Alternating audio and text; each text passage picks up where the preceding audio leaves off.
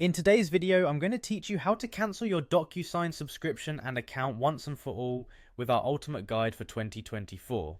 Whether you're looking to cut costs or just no longer need the service, I'm here to help you through this process step by step. First things first, let's get started by directing our browsers to Docusign's website. Docusign is renowned for its electronic signature and intelligent agreement management, so if this is your first time cancelling a service on their platform, don't worry, we'll walk through it together confidently. Once you're on the website, you'll notice the login button, typically located at the top right corner of the homepage. Go ahead and click that. You'll need to enter your account credentials just like you do every time you need to access your dashboard. In case you've forgotten your details, there are options to retrieve or reset your password so you don't have to stress over remembering. After successfully signing in, we're going to head straight over to the Docusign home. This is your main hub for all your account management and signature tasks.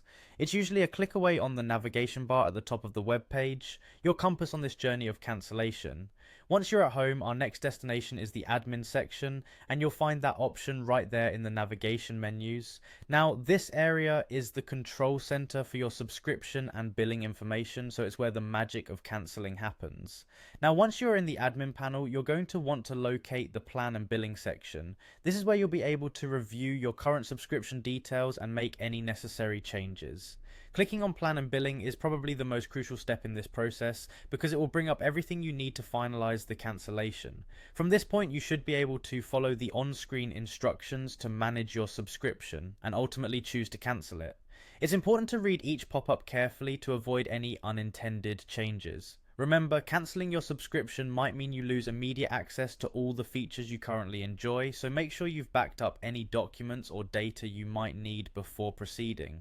And just a quick tip, take note of any confirmation messages or emails during this process, as they'll serve as a record of your cancellation just in case you need to reference it in future communications with Docusign. And there you have it. By following these simple steps, you'll have effectively cancelled your Docusign subscription and account.